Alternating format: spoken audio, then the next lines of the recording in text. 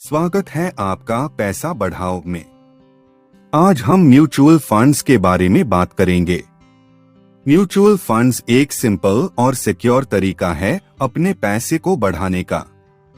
इसमें एक साथ कई अलग अलग कंपनीज के स्टॉक्स होते ही है, जिसे रिस्क भी कम हो जाता है और साथ में कई एडवांटेज और डिसएडवांटेज भी डिस्कस करेगा। तो अभी से शुरू करें अपने इन्वेस्टमेंट्स और बने financially independent. So let's start the video.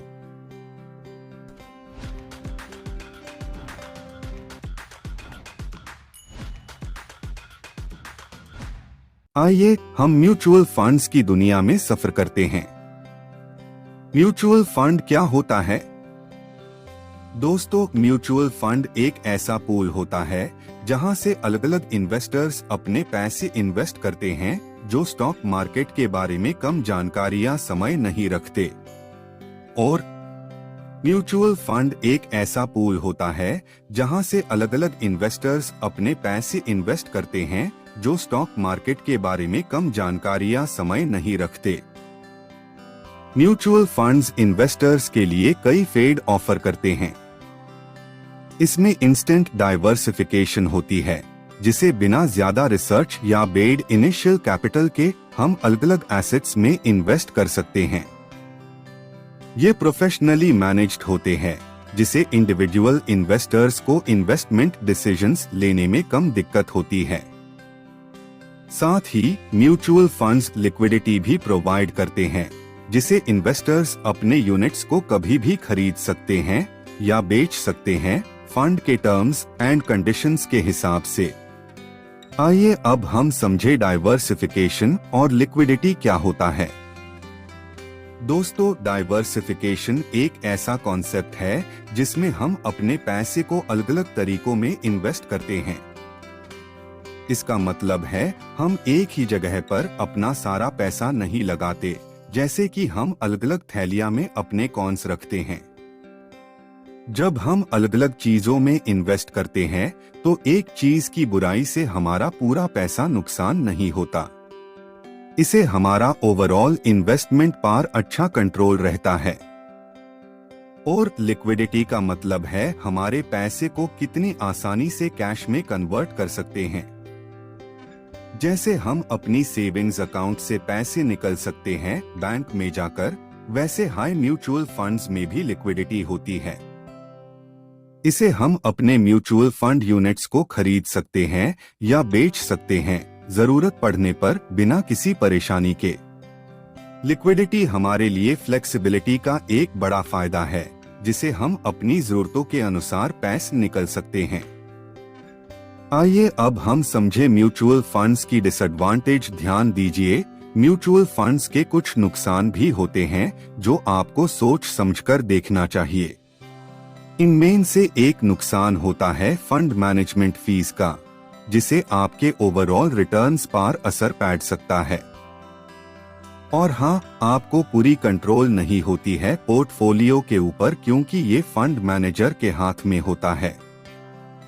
और याद रखिए, म्यूचुअल फंड्स में मार्केट रिस्क होता है, मतलब आपके इन्वेस्टमेंट्स की वैल्यू मार्केट के कंडीशंस के अनुसार बदलती रहती है। अब हम फंड मैनेजर के बारे में जानेंगे और म्यूचुअल फंड के डिसएडवांटेजेस से कैसे निपटना है। Now what is fund manager? Fund managers यानी कि पैसा प्रबंधक एक कबीलेदार प्रोफेशनल है जो म्यूचुअल फंड्स के दिन प्रतिदिन प्रबंधन और फैसला लेने के लिए जिम्मेदार होता है। उनका काम होता है मार्केट की ट्रेंड्स का एनालिसिस करना, निवेश अवसर को स्टडी करना और डिसाइड करना कि कौन सी सिक्योरिटीज को खरीदना है और बेचना है, ताकि म्यूचुअल फंड के निवेश लक्ष्य को प्राप्त किया जा सके। उनकी नॉलेज और एक्सपीरियंस फंड के रिटर्न्स को मैक्सिमाइज करने, रिस्क्स को मैनेज करने और ओवरऑल परफॉर्मेंस को मेंटेन करने में मदद करती है। एक कुशल फंड मैनेजर आपके निवेश के विकास में काफी फर्क ला सकता है। म्यूचुअल फंड्स के कुछ नुकसान से निपटना जरूरी है। तो कैसा? पहले, फंड मैनेजमेंट फीस को कम करने के लिए आप लो कॉस्ट इंडेक्स फंड्स या ETFs का इस्तेमाल कर सकते हैं। दूसरे, पोर्टफोलियो पर कंट्रोल पाने के लिए आप डायरेक्ट म्यूचुअल फंड्स का चयन कर सकते हैं, जिसमें आपको अपने निवेश को खुद मैनेज करने का मौका मिलता है। तीसरे, मार्केट रिस्क से बचने के लिए आप अलग अलग एसेट क्लासेस में अपना निवेश डाइवर्सिफाई कर सकते हैं, जिसे ओवरऑल रिस्क कम होता है। तो दोस्तों, ये थे कुछ आसान तरीके जिसे हम म्यूचुअल फंड में रिस्क को कम कर सकते हैं। अब आप अपने इन्वेस्टमेंट्स को समझकर, सही तरीकों से प्लान करके और डाइवर्सिफिकेशन का फायदा उठाकर अपने फाइनेंशियल गोल्स को पा सकते हैं। ध्यान रहे, हर निवेश का अपना रिस्क होता है, इसलिए खुद का रिसर्च और अपने फाइनेंशियल एडवाइजर की मदद से सही निर्णय लेना महत्वपूर्ण है। अब हमने देखा कि सिस्टमैटिक इन्वेस्टमेंट प्लान्स (SIPs) और सिस्टमैटिक विथड्रॉल प्लान्स (SWPs) क्या होते हैं। SIPs के जरिए आप नियमित तौर पर म्यूचुअल फंड्स में इन्वेस्ट कर सकते हैं, जबकि SWPs से आप अपने म्यूचुअल फंड्स से पैसे निकल सकते हैं नियमित अंतराल पर। म्यूचुअल फंड्स में इन्वेस्ट करने के लिए कई तरीके होते हैं। एक आम तरीका है सिस्टमैटिक इन्वेस्टमेंट प्लान्स (SIPs), जिसमें इन्वेस्टर्स नियमित अंतराल पर फिक्स्ड अमाउंट्स कंट्रीब्यूट करते हैं। लंप सम इन्वेस्टमेंट्स, जैसा कि नाम से पता चलता है, एक बार में बेड अमाउंट को इन्वेस्ट करने का तरीका है। कुछ फंड्स में इन्वेस्टर्स को टॉप अप ऑप्शंस भी मिलते हैं, जिसे वो नियमित समय पर एक्स्ट्रा फंड्स ऐड कर सकते हैं। और जब बात आती है म्यूचुअल फंड्स से पैसे निकलने की, इन्वेस्टर्स के पास अलग अलग ऑप्शंस होते हैं। सिस्टमैटिक विथड्रॉल प्लान्स (SWPs) में इंडिविजुअल्स नियमित अंतराल पर फिक्स्ड अमाउंट विथड्रॉ कर सकते हैं, या फिर इन्वेस्टर्स अपने फाइनेंशियल रिक्वायरमेंट्स को पूरा करने के लिए कुछ यूनिट्स रिडीम कर सकते हैं।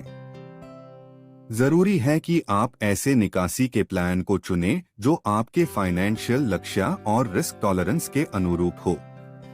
इन प्लान्स को समझकर आप अपने निवेश को सिस्टमैटिक और डिसिप्लिन्ड तरीके से कर सकते हैं, जिसे आपके फाइनेंशियल गोल्स को पाने में मदद मिलेगी। हमेशा अपने फाइनेंशियल एडवाइजर से सलाह लेकर अपने रिस्क टॉलरेंस और फाइनेंशियल नीड्स के हिसाब से इन प्लान्स को चुनें। अब हम म्यूचुअल फंड का नेट एसेट वैल्यू यानी नाव के फॉर्मूला को समझते हैं एक इजी लैंग्वेज में। म्यूचुअल फंड नाव होता है एक सिंपल तरीका जिसे हम जान सकते हैं कि एक म्यूचुअल फंड का एक यूनिट का कितना वैल्यू है। ये एक तरह से म्यूचुअल फंड का प्राइस होता है। चलिए अब हम देखते हैं नाव का फॉर्मूला। फॉर्मूला है NAV total value of funds assets total liabilities बटा टोटल नंबर ऑफ यूनिट्स। अब ये थोड़ा सा डिटेल में समझते हैं। इमेजिन करो कि एक बास्केट है जिसमें अलग अलग तरीकों के फल है। बास्केट का पूरा वैल्यू और टोटल फल कितने हैं, ये पता करने के लिए हम टोटल एसेट्स और टोटल लायबिलिटीज का उसे करते हैं। टोटल एसेट्स में म्यूचुअल फंड के सभी स्टॉक्स, बॉन्ड्स और दूसरे इन्वेस्टमेंट्स की वैल्यू होती है, जबकि टोटल लायबिलिटीज में म्यूचुअल फंड के देने वाले लोन्स और दूसरे पैसे होते हैं जो वापस देना होता है। अब हमने देखा कि large cap mutual fund, mid cap mutual fund और स्मॉल कैप म्यूचुअल फंड में कितने कंपनीज होते हैं। लार्ज कैप म्यूचुअल फंड में जनरली बेड और मजबूत कंपनीज होते हैं जिनकी मार्केट वैल्यू ज्यादा होती है। ऐसे कंपनीज के शेयर्स हमारे इन्वेस्टमेंट पोर्टफोलियो में मिलते हैं और 100 कंपनीज होती है। मिड कैप म्यूचुअल फंड में आपको मीडियम साइज के कंपनीज मिलते हैं जिनकी मार्केट वैल्यू लार्ज कैप से कम होती है लेकिन ग्रोथ पोटेंशियल अच्छा होता है, और 100-250 कंपनीज होती है। स्मॉल कैप म्यूचुअल फंड में छोटे कंपनीज के शेयर्स होते हैं जिनकी मार्केट वैल्यू कम होती है लेकिन इनमें भी हाई ग्रोथ पोटेंशियल होता है। और इसमें सारी 250 कंपनीज का बाद वाली कंपनीज होती है। वीडियो को देखने के लिए धन्यवाद। उम्मीद है आपको पसंद आया होगा। पैसा बढ़ाओ को सब्सक्राइब करना मत भूलिए और कमेंट करना अपने फेवरेट पार्ट का। और कमेंट में बताइए क्या सुधार की जरूरत है, और अगर वीडियो वैल्यूएबल लगी तो लाइक और सब्सक्राइब करना मत भूलिए। कमेंट सेक्शन में 5 में से कितने मार्क्स देना है वो भी बताइए। हम आपसे मिलते हैं अगले वीडियो में। तब तक जय हिंद, जय भारत।